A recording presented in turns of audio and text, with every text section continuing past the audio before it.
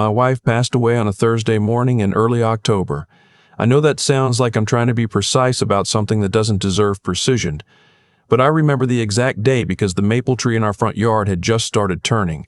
She loved that tree. She planted it herself the year we moved in, back when it was barely taller than our mailbox. By that Thursday morning, it had gone a deep, burning red. I stood at the bedroom window for a long time after the hospice nurse left, just looking at it. Her name was June. We were married for 41 years. I want to tell you about what happened in the weeks after she died, because I think some of you will recognize pieces of it. Maybe more than you'd like to. Our daughter Pauline showed up 3 days after the funeral. Not to check on me, not to sit with me. She came with a manila folder tucked under her arm and her husband Dennis walking 2 steps behind her with that particular look on his face. The one where he's trying to appear casual but every muscle in his jaw is working overtime. I'd known Dennis for 17 years. I knew all his looks. She said she was worried about me. She said the house was too big for one person. She said the upkeep alone, the gutters, the furnace, the yard, was more than a man my age should be dealing with by himself. I was 67 years old.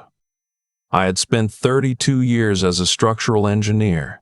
I had remodeled our kitchen with my own hands, rebuilt the deck twice, and the previous winter I had replaced the entire water heater in an afternoon. But according to Pauline and Dennis, I was a man who could no longer manage a yard. I didn't say any of that. I made coffee and I let her talk. The folder contained printouts. I recognized the format. Places like this exist in every mid-size American city, positioned between retirement community and assisted living, depending on which brochure you pick up. Places with names like Meadow Ridge or Harvest Glen. Pauline had highlighted certain amenities with a yellow marker. She'd written notes in the margins. She had done her homework. That was what hit me first. Not anger, not hurt exactly, just the awareness that she had sat down at her kitchen table, probably while June was still alive, and she had researched these places and printed these pages and highlighted them. She had been planning this before her mother was even gone. "I just want you to be safe, Dad," she said. Dennis nodded. I looked at the printouts for a while. Then I closed the folder and slid it back across the kitchen table. "I appreciate you coming," I said. "Drive safe." She looked at me like I'd said something in a foreign language. Dennis looked at the floor. They left. That night I sat in the kitchen for a long time after dark, not turning on any lights. June and I used to do that sometimes, just sit in the kitchen in the evening without turning the lamps on, listening to the neighborhood settle down. She said artificial light interrupted the thinking process. I had always believed her. I thought about a lot of things in the dark that night. Then I picked up my phone and called our attorney. Her name was Margaret.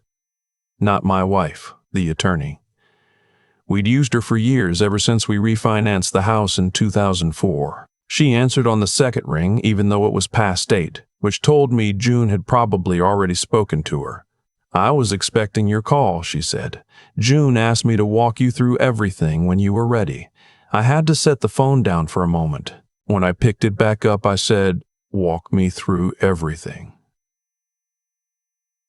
What June had done, methodically, quietly, over the course of many years, was this. In 2009, she had opened a separate savings account in her own name. She deposited money into it slowly, amounts small enough that they never stood out in our monthly budget. She had a part-time bookkeeping job she'd taken on after Pauline left for college, something she always described to me as just something to keep busy. She kept that work going for 11 years. With that money, she purchased property. Not a house, not anything dramatic. A small parcel of land outside of Asheville, North Carolina, about 4 hours from where we lived in Charlotte, with a cabin on it, 3 rooms, a covered porch, a creek running along the eastern edge of the property. She put the deed in my name. She left me a letter with the attorney. Margaret read it to me over the phone that night. Slowly, the way you read something you understand is important. June had written that she didn't know if I would ever need the cabin. She hoped I wouldn't. She hoped things would be fine, that Pauline would be Pauline and Dennis would keep to his lane and we would all manage each other the way families are supposed to. But she said she knew me well enough to know that I would never ask for help, and I would never make a fuss. And if it ever came down to me versus a manila folder full of highlighted brochures, I would lose simply because I wouldn't fight. She said the cabin was her way of fighting for me when she couldn't be there to do it herself. I sat with that for a long time. I didn't say anything to Pauline about the cabin. I didn't say anything to anyone. I went back to my life. I went to the grocery store. I raked the leaves from that maple tree. I called my old colleague Frank every Sunday morning the way I always had. I let 3 weeks go by. Pauline called twice in that time. The first call was about the house, about whether I'd given the brochures any more thought. The second call was to tell me that Dennis had spoken to a real estate contact of his, just casually, just to get a sense of the market, and the house could probably list for more than I'd expect. I listened to both calls. I said I'd think about it. I thanked her for looking out for me. The second call was on a Tuesday. That night I called Margaret again and asked her to walk me through the title transfer one more time, just to make sure I understood it correctly. Everything was already in order. June had been thorough. On Saturday morning I loaded my truck. I didn't take much. Some clothes, my books, the photograph of June and me at Lake Lure that had sat on my nightstand for 20 years, the cast iron skillet she'd gotten at an estate sale in 2003 and used for everything. I locked up the house. I backed down the driveway. The maple tree had lost most of its leaves by then. It looked smaller without them, the branches, dark and bare against a gray October sky. I sat there in the driveway for a minute just looking at it.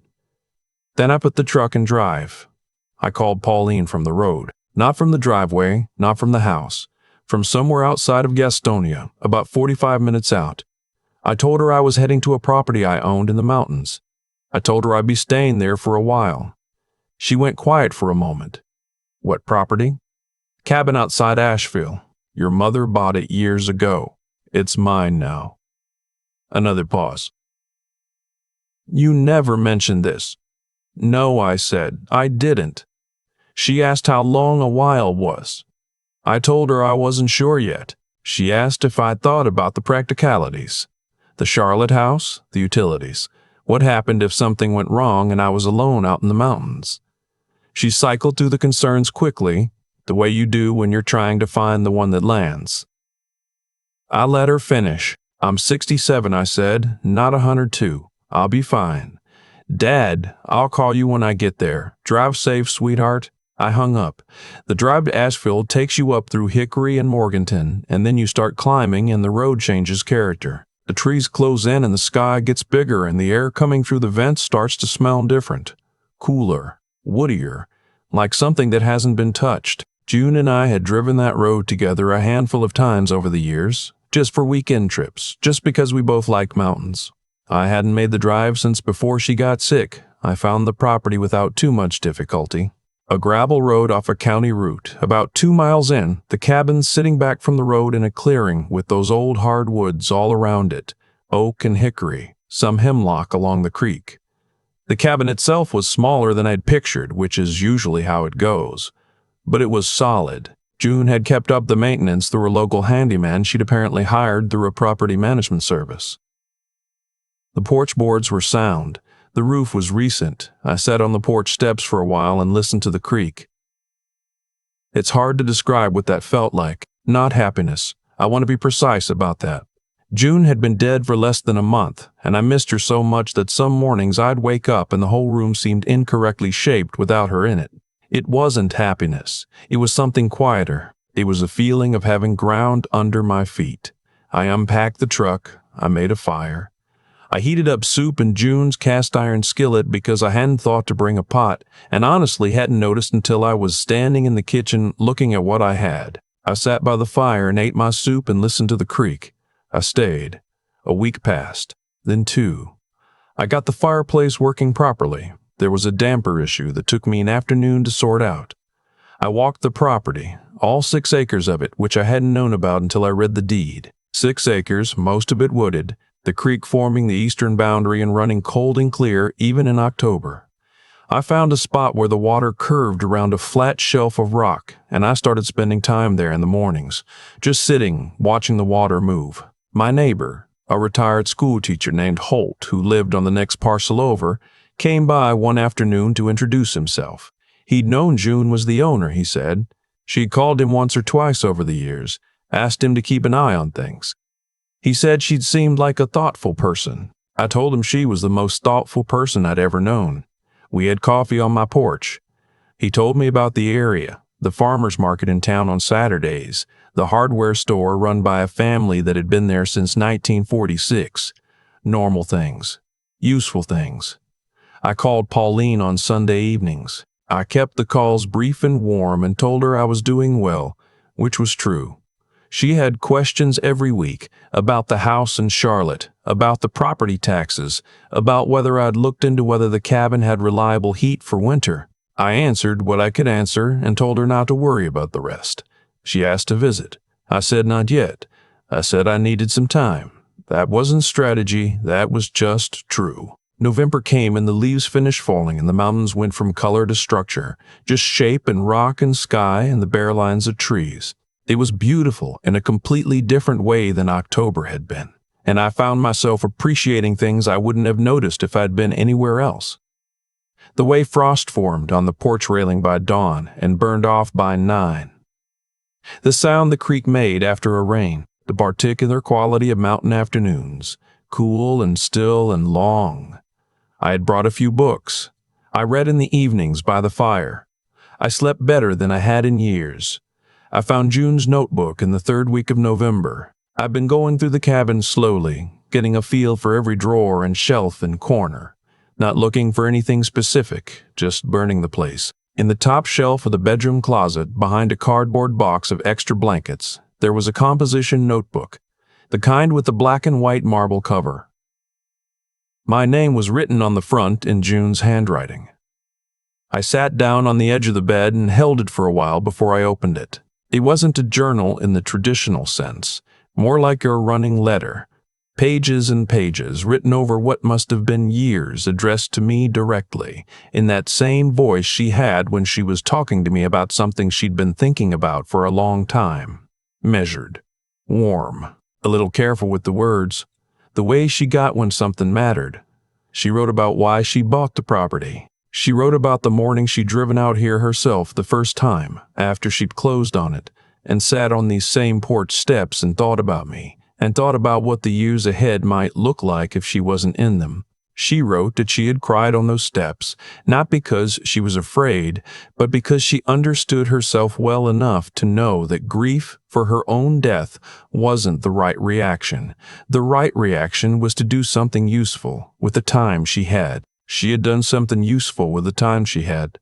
She wrote about Pauline, carefully, fairly, without cruelty. She said she understood that Pauline's instincts came from a real place, that the impulse to manage and arrange and control wasn't born from indifference, but from a kind of love that had gotten tangled up with anxiety somewhere along the way. She said she didn't blame her. She said she hoped things would untangle eventually. She wrote about the creek, which she'd apparently visited multiple times while the property was being maintained. She said the flat shelf of rock where the water curved was her favorite spot. I hadn't known that. I read the whole notebook that evening, and then I went and sat by the creek in the dark for a long time, listening to the water move over the rocks. December came. I started working on the cabin in a more purposeful way. There was a bathroom that needed regrouting, a section of porch railing that had some rot I wanted to address before it went further, a few windows that were drafty in ways that a morning with a caulk gun could fix. I liked having the work. I had always been a person who thinks more clearly when my hands are occupied. Pauline called one Sunday and her voice was different, quieter, less organized. She said she'd been going through some of her mother's things June had left at Pauline's house over the years, a few boxes in the garage. She'd found a letter in one of the boxes, a letter June had written to her. She didn't tell me exactly what it said. I didn't ask. I could hear her crying a little at the edges of the words. That specific way she cried, where she was also trying not to, she'd done that since she was a child, always trying to hold it together right up until she couldn't. "I didn't understand," she said after a while. "I know. I thought I was helping. I know that too." She was quiet for a moment. I listened to her breathe. "She planned this for years," Pauline said. "She knew you wouldn't ask for anything. She knew you'd just go along with it because you don't make a fuss." A small, watery sound. "She knew us both exactly right." "She always did," I said. We stayed on the phone for a while after that, not talking much, just there. It was the longest call we'd had in months, maybe longer than that. She asked if she could come visit in the spring. I told her I'd leave the porch light on. I want to be straightforward about Dennis, because in a story like this, it's easy to make the son-in-law into a cartoon. I've thought about him a lot over these months. Who he is, what his angle was, whether any of it came from a real place. The honest answer is that I don't know. Some men look at a house and see a number, and that's just the architecture of how they think. I don't believe Dennis wished me harm. I think he saw a situation that looked to him like an opportunity, and he moved toward it the way people move toward opportunities, without stopping to consider whether moving toward it was the right thing to do. Whether that makes him a bad person or just an ordinary one with bad instincts, I'm genuinely not sure. What I know is this. In February, Pauline told me she and Dennis had been having some conversations, long ones. She didn't say about what, exactly, but I had a general idea. She said Dennis had some things he wanted to say to me. I told her I was open to a conversation. I told her to have him call me when he was ready. He called the following Sunday. He was stiff at first. Dennis was always more comfortable in a room where he could control the physical space, and a phone call stripped that from him. But he talked. He said he'd been thinking about the months after June's passing, and he wasn't proud of the way he'd approached things. He said he and Pauline had gotten caught up in something he didn't know how to name, but he was clear now that it had been wrong. It wasn't a polished apology. There were a few false starts and one moment where he tried to explain the real estate call as just information gathering before stopping himself and starting over. But he got there. I told him I appreciated it. I meant it. I told him he was welcome to visit in the spring too, but that Pauline would be showing him around.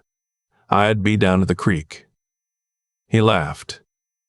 It was the most genuine thing I'd heard from him in a long time. March arrived, and the mountains came back to life. I'd been warned by Holt that the mountain spring was different from the spring down in Charlotte. Slower, more tentative, patches of snow still on the north-facing slopes well into April. He was right. But when it came fully. The hardwoods leafed out. The creek ran high with snowmelt.